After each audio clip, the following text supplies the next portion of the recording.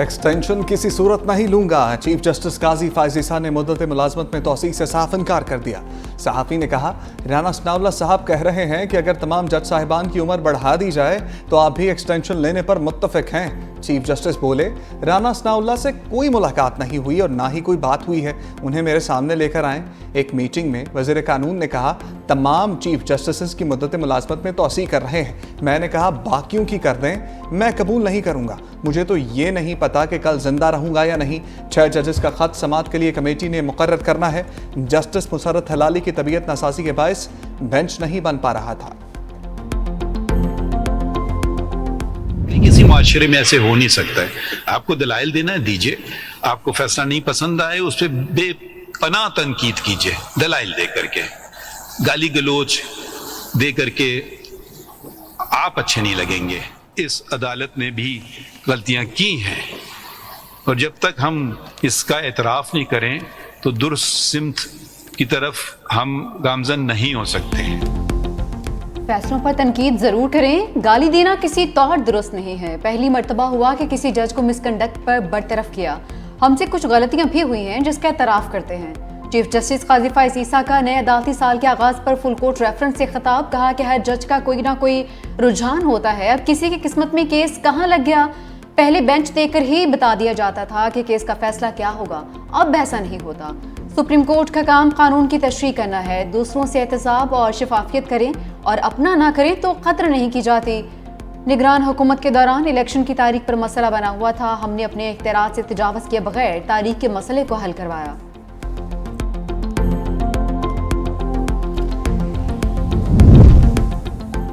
नैब तरामीम, बानी पीटीआई का केस एक अदालत से दूसरी अदालत मुंतकिल।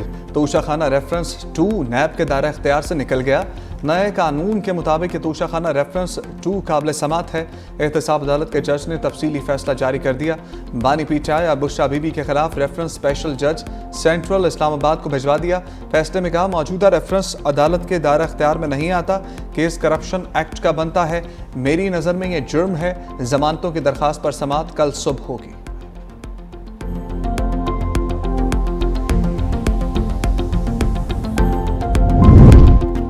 हुकूमत बड़ी कानून साजी के लिए तैयार। सदर मुमलिकत और वज़ीर आज़म मुतहरिक। वज़ीर आज़म शहबाज शरीफ ने इत्तेहादी जमातों के अरकान पार्लियामेंट को आज इशाइये पर बुला लिया। DUI को भी शिरकत की दावत। वज़ीर आज़म मुल्की मुआशी सूरत हाल और मुजवज़ा कानून साजी पर एतमाद मिलेंगे।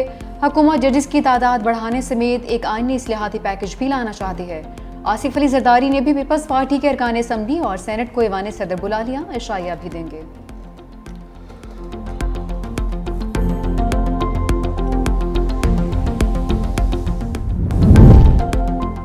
आईनी तरमीम के लिए हुकूमत को नंबर गेम पूरी करने का चैलेंज। हुकूमत को अदालती इस्लाहात से मुतल्लिक आईनी तरमीम के लिए 2/3 अक्सरियत के लिए 224 अरकान की हमायत दरकार। इस वक्त हुक्मरान इत्तेहाद को कौमी असम्बली में 212 अरकान की हमायत हासिल। जमीयत उलमा इस्लाम के 8 अरकान की हमायत भी हासिल हो जाए तो 4 वोट मजीद दरकार होंगे। नून लीग ने आज़ाद अरकान से राबते शुरू कर दिए।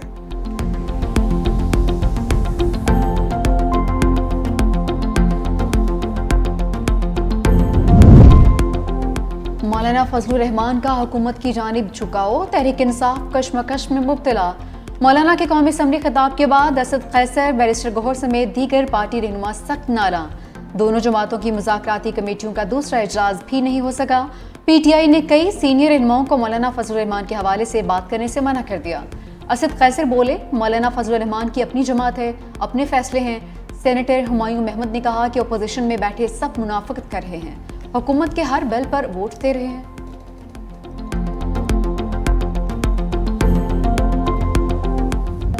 पुरअमन इज्तिमा और अमन आमा बिल के तहत पहले मुकदमे की तैयारी।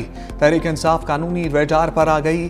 जलसे में NOC की खिलाफ वर्जी पर मुकदमा दर्ज करने का फैसला। वफाकी पुलिस ने इस्तगासा तैयार कर लिया। उमर अयूब, शुएब शाहीन, जरताज गुल समेत तहरीक इंसाफ के 28 रहनुमा नामजद। कहा, पुलिस ने रूट की खिलाफ वर्जी पर रोका तो कारकुनों ने पत्थराव और डंडों से हमला किया।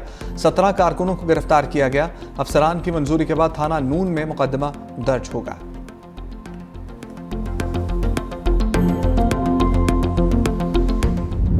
तरीके से हमने अपना वो किया, जलसा किया। हालांकि कोशिशें की गई कि उसको डिसरप्ट किया जाए, लेकिन हर तरह की मैं आपको कहता हूं कि जी हम खर्चा देंगे, आप वहां पे जाके जलसा करें, आपके पास 10 लोग नहीं आएंगे, हो सकता है आप मुझसे इत्तेफाक न करें, लेकिन ये फैक्ट है। जितना कामयाब जलसा, और मुबारकबाद देता हूं वंस अगेन कि लोगों ने अपनी जमहूरी स्पिरिट को बरकरार रखते हुए इस जलसे में शानदार तरीके से इसमें शिरकत की। सियासी लोग हैं, 9 मई के पीछे छुपकर सियासत नहीं करते। सेनेटर शिबली फराज का इज़हार ख्याल, कहा कि बताया जाए इस्लामाबाद ब्लॉक क्यों किया गया। आप केपी में जलसा करें, तमाम सहूलतें देंगे। जो बैसाखियों पर आते हैं, चल सकते हैं, दौड़ नहीं सकते। बैसाखियों तो दूर की बात है, आपको व्हील चेयर पर बिठाया गया है।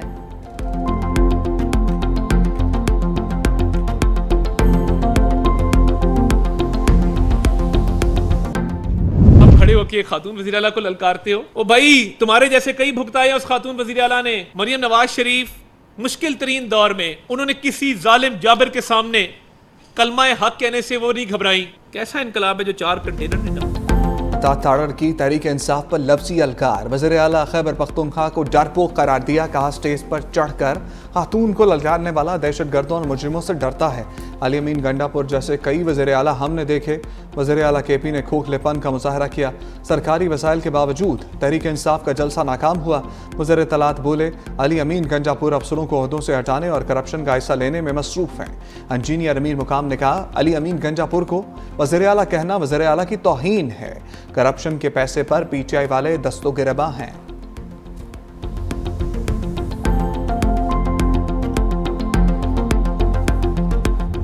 अमीन गंडापुर ने फिर से अपनी खानदानी तरबियत दिखाई, ये कहते हुए मुझे तकलीफ हो रही है।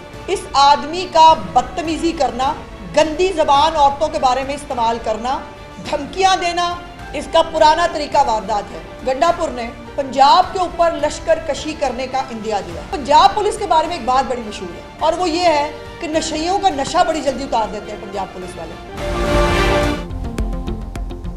वज़ीर आला केपी की धमकी पर हुकूमती रहनुमा से एक पाव। वज़ीर इत्तलात पंजाब अस्मा बुखारी ने अली अमीन गंडापुर को चैलेंज दे दिया। कहा 15 के बजाय 20 दिन ले लें, अपना लीडर रिहा करके दिखाएं। पंजाब पुलिस इन नशइयों का नशा उतारना जानती है। जो जुबान उनको समझ नहीं आती है, उसी में जवाब दिया जाएगा। तलाल चौधरी भी खूब गर्जे बरसे। कहा कि वज़ीर आला केपी का मुस्तकबिल अडियाला जेल में नजर आ रहा है। उन्हें एनआरओ मिलेगा, ना ही मुआफी। धमकियां कोई नई बात नहीं। नाकाम जलसे को छुपाने के लिए पुलिस पर हमला किया गया।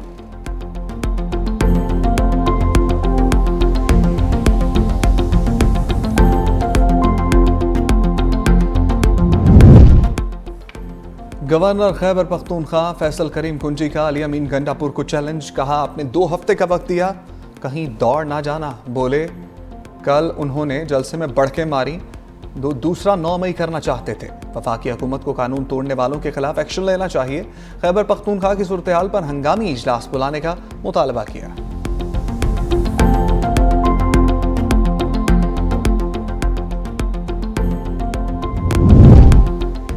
जाली हुकूमत ने कल फिर 9 मई का प्लान बनाया था, पुरअमन कारकुनान ने नाकाम बना दिया। रहनुमा तहरीक इंसाफ बैरिस्टर सैफ का दावा। कहा पुरअमन कारकुनान पर शालिंग और लाठियां बरसाई गईं। मुतय्यन करदा रास्तों को बंद करके कारकुनान को इश्तियाल दिलाने की कोशिश की गई। पुलिस पर पथराव की झूठी कहानी घड़ी गई। जाली हुकूमत अपनी नाहली की वजह से गिरेगी।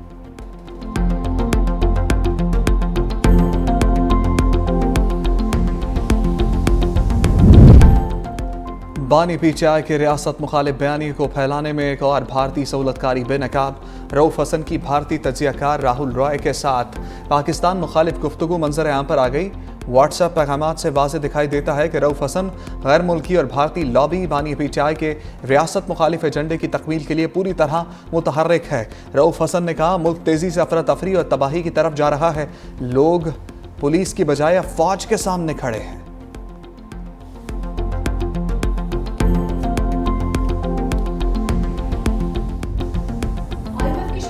सख्त जाल $7 अरब का प्रोग्राम मजीद इल्तवा का शिकार। IMF एग्जीक्यूटिव बोर्ड की नई लिस्ट में भी पाकिस्तान का नाम शामिल नहीं। पाकिस्तान को बैरूनी फंडिंग फाइनेंसिंग गैप को पूरा करने में मुश्किलात। पेश की शराइत पूरी होने के बाद पाकिस्तान का एजेंडा शामिल होने का इम्कान।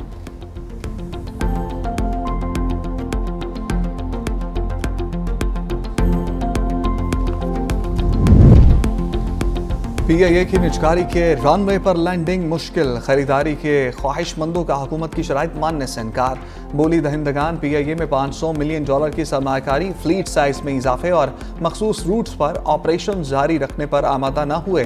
बिडर्स का सिर्फ अपने मुंतखब करदा मुलाजमीन को नौकरी पर रखने का इरादा, बाकी मुलाजमीन को होल्डिंग कंपनी भेजने का मुतालबा। पीआईए की फरोख से हासिल रकम हुकूमत को देने के बजाय दोबारा एयरलाइन में सरमाकारी के लिए रखने की भी तजवीज़ दे दी।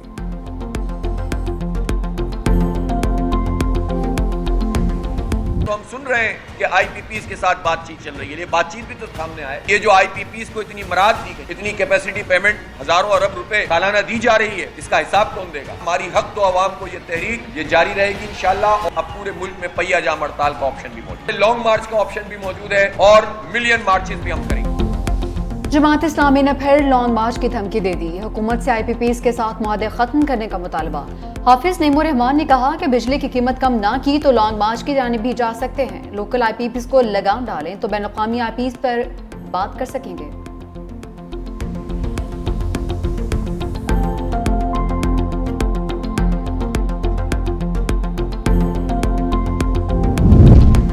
वज़ीर आला पंजाब मरियम नवाज और नवाज शरीफ की शेखपुरा के नवाही गांव आमद। रूजा प्रोजेक्ट में आने वाली कच्ची आबादियों को मुनासिब मकामात पर मुंतकिल करने का हुक्म।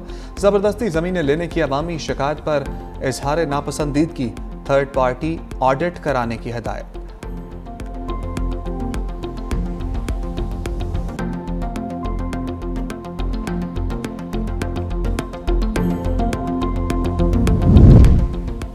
पेशावर में दहशतगर्दी का बड़ा मंसूबा नाकाम। जमीर चौक से खुदकुश जैकेट बरामद, जो कि बम डिस्पोजल स्क्वाड ने नाकाम बना दी। पुलिस के मुताबिक जैकेट में 6 से 7 किलो बारूदी मवाद था। एक्साइज पुलिस ने मोटरसाइकिल सवारों को रोकने का इशारा किया तो मुल्जिमान जैकेट फेंक कर फरार हो गए।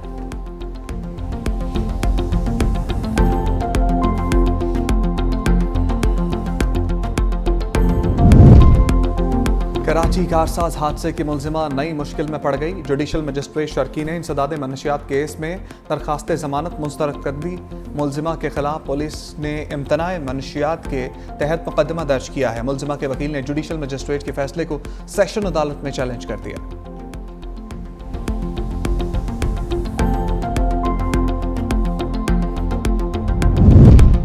वादिया नीलम में सयाहों की गाड़ी को हादसा, एक ही खानदान के 3 अफराद जाँ भाग 5 जख्मी हो गए। DDMA के मुताबिक जाँ भाग और जख्मी अफराद का ताल्लुक कराची से है। जाँ भाग अफराद में सारिम सिद्दीकी, यूसुफ और ईसा शामिल। जख्मियों को अस्पताल मुंतकिल कर दिया गया।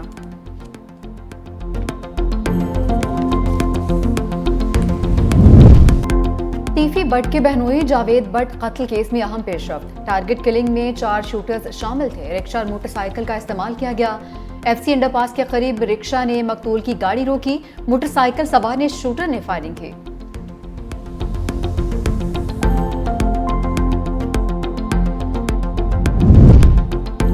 लाहौर में डाकू राज, मिस्री शाह में डकैती की बड़ी वारदात। मोटरसाइकिल सवार डाकू शहरी से 2 करोड़ रुपए लूट कर फरार।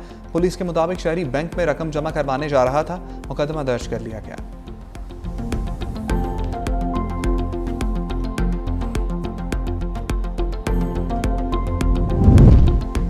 मुल्क के बेशतर शहरों में इंसादी पोलियो मुहिम का आगाज। 115 अजला में 3 करोड़ बच्चों को खतरे पिलाए जाएंगे। फोकल पर्सन इंसादी पोलियो आयशा रजा फारूक ने कहा कि पोलियो के फैलाव को रोकने के लिए जामे रूट मैप बनाया। हुकूमत हर बच्चे तक पोलियो वैक्सीन पहुंचाने की कोशिश तेज कर रही है।